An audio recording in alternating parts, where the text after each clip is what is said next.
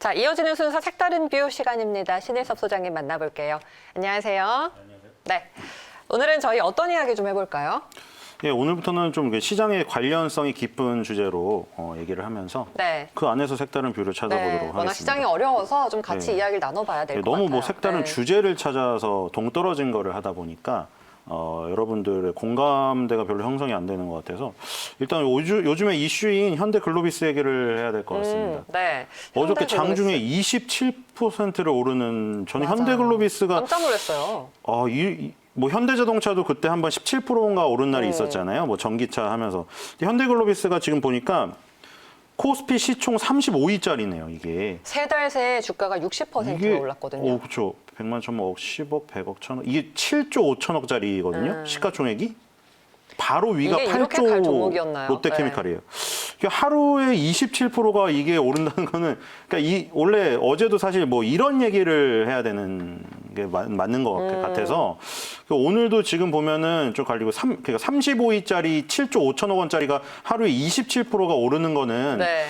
1년에 한 번 나오는 거, 한 번. 1년에 그러니까 한 1년이 아니죠. 1년으로 할 수는 없죠. 정말 이게 오랜만에. 지금 이거는 뭐 10년에 한 번 나오는 것 그쵸. 같은데요. 네. 지금 없어요. 그 현대글로비스 하루에 27% 가는 날이 있었을까요, 이게? 그래서 이거는 뭔가 커다란 이슈가 아니면 이렇게 움직일 수가 없는 거잖아요. 이런 커다란 종목은. 그럼요. 그러니까 지금 오늘도 보니까 현대글로비스랑 현대오토에버 오토에버는 지금 살짝 내려갔는데 지금 두 개가 약간 플러스 아니면 보합이고 지금 다른 현대차 그룹들 볼까요? 현대자동차가 1.49 빠지고 있고요. 현대모비스가 2.32% 빠지고 있어요. 그리고 기아자동차 1.71%. 그러니까 지금 현대글로비스 이걸 중심으로 해서 현대오토에버 요 정도만 강하게 움직이고 완성차 부품업체는 안 움직여요. 근데 그래서 이제 정의성 회장이 취임을 했다고 했는데 왜 현대차 주가가 그룹 주가가 다르게 갈릴까? 이게 막 사람들이 좀 짜증이 날 거예요. 현대기아차 갖고 계신 분들은 여기는 왜 그러나 봤더니 뭐 언론에도 많이 나왔지만 이게 지분 관계 때문에 그래요. 지금 현대글로비스 보시면 뭐 대부분 그 오른쪽 마우스 클릭하시면 이제 기업계가 나오거든요. 그 모든 증권사 HTS 똑같아요. 거기 다 같은 게 나와요. 어떤 HTS든 뭐 디자인이나 이런 건 틀린데 그 같은 스냅샷 나오는 거는 같은 거예요. 보시면은 정의선 외 5인이 51.39%를 가지고 있거든요. 저희 밑에 나오는데 이제 정의선 회장으로 줄이면 23.29%를 갖고 있어요. 그 밑에 뭐 정몽구 회장, 명예회장으로 올라갔죠. 그러니까 정몽구 회장은 이제 명예회장으로 뒷선으로 물러난 거고 이제 정의선 회장 시대가 온 거예요. 조금 젊은 세대죠. 재벌 2, 3세 세대가 온 건데 그래서 정의선 회장이 22.39를 갖고 있고요. 그리고 현대오토에버 요것도 지금 요즘에 현대자동차 그룹주들 중에 현대글로비스랑 같이 강한 거거든요. 이것도 보니까 현대자동차 외 6인이 76.17%를 갖고 있는데 세부 내역으로 들어가면 정의선 회장이 9.57을 갖고 있어요. 그러니까 이거 두 개가 지금 현대차 그룹 중에 정의선 회장이 많이 갖고 있는 거고 현대기아차는 지분 관계 때문에 못 가고 있는 거예요. 이게 지금. 왜냐하면 현대차 같은 경우에는 정의선 회장이 여기 들어가 보니까 2.62밖에 안 돼요. 2.62. 그러니까 이게 지배력이 약해요. 이쪽은. 기아자동차도 한번 볼까요? 기아자동차는 정의선 회장이 1.74. 그러니까 이게 현대자동차, 기아자동차는 합쳐봐야 3%. 남짓한 지분을 갖고 있어요. 그래서 현대글로비스가 가장 많은 지분을 갖고 있으니 정의선 회장 시대가 열렸을 때 현대글로비스의 중요성이 올라간다 해서 지금 올라가는 거고 거기다가 이제 현대기아차는 또 하나 악재가 나왔죠. 뭐 세타2 엔진이 네. 미리 결함을 예상하고 충당금이란 걸 쌓아요. 은행도 보면은 손실 날까 봐 대손 충당금 미리 쌓아 놓잖아요. 그게 적자로 잡혀버리는 바람에 3분기 실적 앞두고 증권사에서 목표 주가를 내린 증권사들이 꽤 나왔어요. 그래서 그거 두 개가 겹쳤어요. 정의선 회장 지분이 적어서 정의선 회장 시대가 열렸는데 지분 관계가 약하니까 현대기아차가 조금 그 시야에서 벗어났고 현대글로비스가 앞에 왔고 거기다 플러스 세타2 엔진으로 그 결함으로 인해서 미리 몇 조 단위의 충당금을 쌓은 거. 그것 때문에 지금 현대기아차가 약세예요. 근데 이게 제가 보기에는 물론 뭐 밑에서 현대글로비스를 미리 잡으라고 얘기를 드린 다음에 지금 이제 떴으니까 지금 현대기아차를 4분기 보세요. 이렇게 얘기를 해야 되는데 사실 현대글로비스 미리 얘기를 못 드렸어요. 못 드렸는데 지금 현대글로비스를 여기서 들어가기는 좀 어제 27% 장중에 갔다가 뭐 장중에 뭐 종가로 내려왔지만 어쨌든 장중에 27%, 27.22%를 갔다가 왔기 때문에 좀 부담스러운 것 같아요. 그래서 제 생각에는 현대자동차, 기아자동차 완성차를 지금 보는 게 낫지 않나.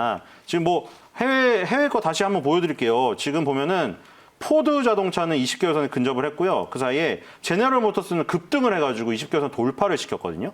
이런 가솔린 차들 지금 날라갔고 테슬라도 지금 뭐 조정이 약해요. 그리고 길리 자동차 볼보를 인수했던 이 중국에 이것도 지금 되게 양호하죠. 그러니까 급등해서 치고 있던가 밑에서 급등하고 있기 때문에 완성차 업체들이 나쁘지가 않아요. 지금 북미, 유럽의 자동차 업황을 자동차 주가로 판단하실 수가 있는 거예요. 그러니까 현대기아차가 활약하고 있는 북미, 유럽 시장이 나쁘지가 않은 거예요.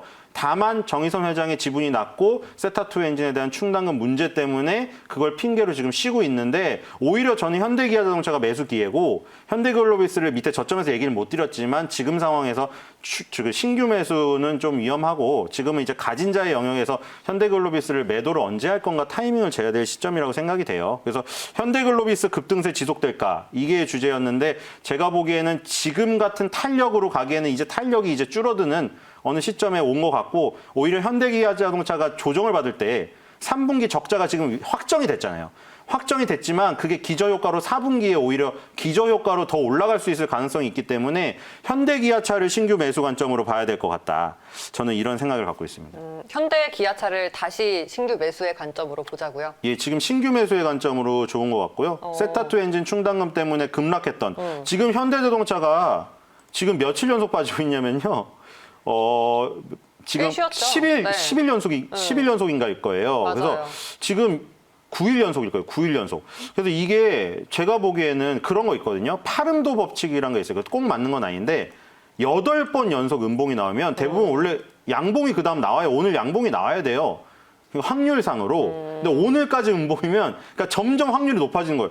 이렇게까지 연속으로 음봉이 나오면 여기 세볼까요? 하나, 둘, 셋, 넷, 다섯, 여섯. 어제는 양봉이 나왔는데 급락을 했다가 끌어올린 거라 이걸 음봉으로 그냥 치면 거의 8, 9일 연속 음봉이라 이거는 신규 매수자 입장에서는 굉장히 지금 좋은 타이밍이 아닌가 싶어요. 자, 그리고요. 우리 메디톡스 얘기도 좀 해볼까요? 또 허가취소 소식이 들리면서 어제 장중에 하한가 찍고 그런데 다시 조금 낙폭을 줄이면서 오늘은 반등을 했어요. 큰 악재는 아니었을까요? 지금 뭐 메디톡스 가신 분들 뭐 열불이 터질 것 같아요. 지금 이거. 지금 좀 큰 것 같아요. 제가 보기에는 이번에는 또 뭐냐면 다 다른 건이더라고요. 이게 이번엔 또 해외에 뭐를 지금 표시를 잘못했나 봐요. 그래서 메디톡신 50, 100, 150 단위 요거 플러스 추가로 메디톡신 200 단위가 이번에 또 취소가 됐고요. 허가 취소가 됐고 그다음 코어톡스라는 게 있어요. 이것도 지금 같이 여기다 포함이 돼가지고 지금까지 허가 취소된 걸 다 합쳤더니 지난해 매출에서 차지하는 비중이 50.93% 반이 넘어버린 거예요. 이게 그러니까 절반을 아예 장사를 못하게 돼버린 거예요. 그래서 메디톡스가 또 하나 걸려 있는 게 있잖아요. 대웅제약의 나보타랑 지금 그 소송을 하고 있죠.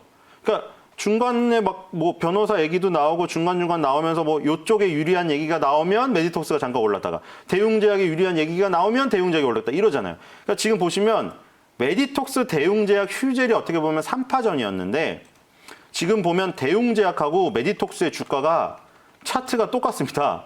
차트가. 그러니까 이거는 뭐냐면 메디톡스랑 대웅제약이 누가 이기던 간에 이 진흙탕 싸움에서는 둘 다 피해를 봐요. 둘 다.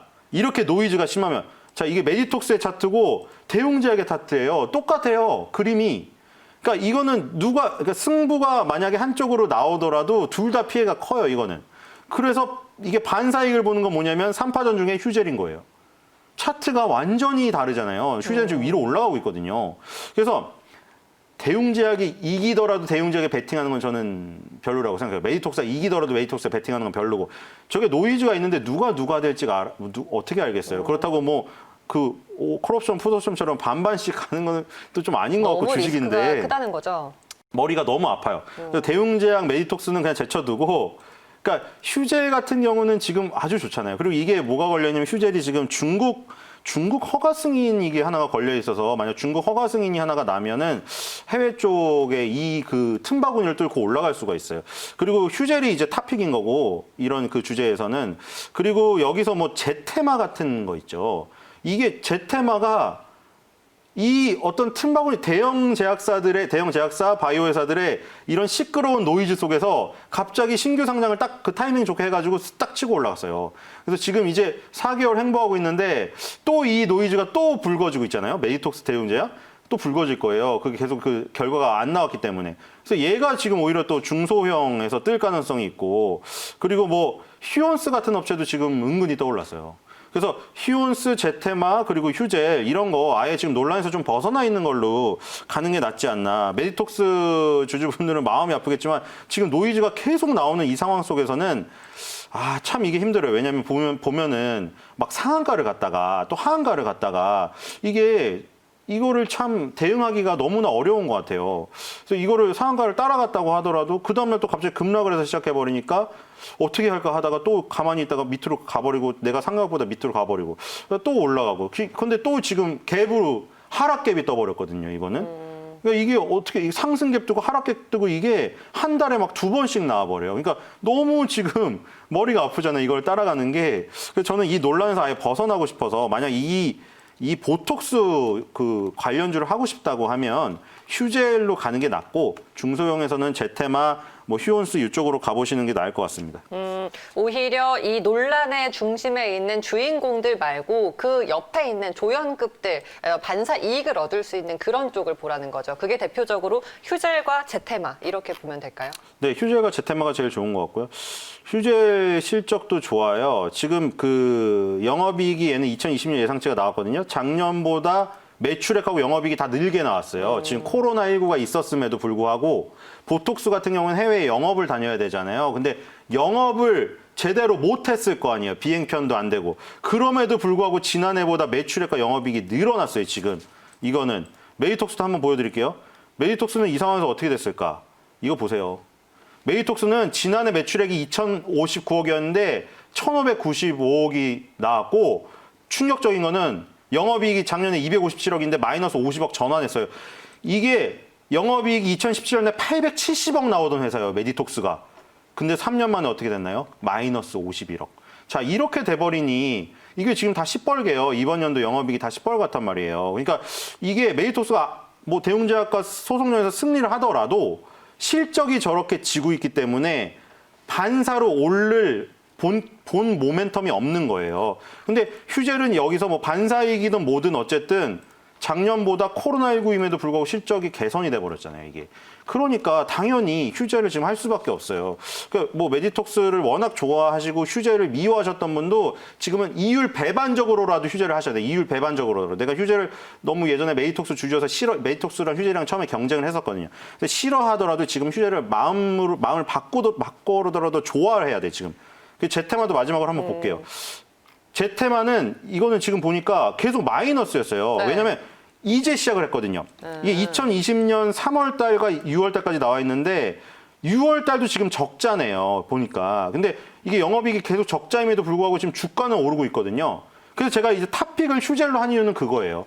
크기가 크고 실적이 지금 받침이 되고 있기 때문에 탑픽이고 중소형주에서 제테마는 아직 실적이 안 나오고 있는데 보톡스랑 뭐 그 몸에 하는 필러, 바디 필러를 한다고 이제 한다고 선언했기 때문에 기대감으로 이렇게 올랐거든요. 기대감으로. 그러니까 조금 위험성을 무릅쓰고 영업이익이 적자인데 좋아질 거를 예상하는 거는 제테마를 타는 거고 네. 나는 안정적이고 실적이 되면서 메디톡스와 대웅제약의 틈바구니를 뚫고 올라갈 걸 좋아한다.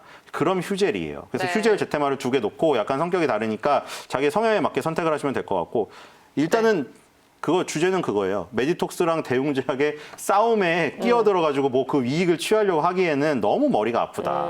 알겠습니다. 좀 떠나자. 네네. 너무 논란의 중심에 있으니까요. 자, 오늘 색다른 뷰에서는 현대글로비스와 메디톡스 두 시장의 핫한 종목에 대해서 자세하게 좀 이야기 나눠봤고요. 신 소장님 말씀 여기까지 드릴게요. 고맙습니다.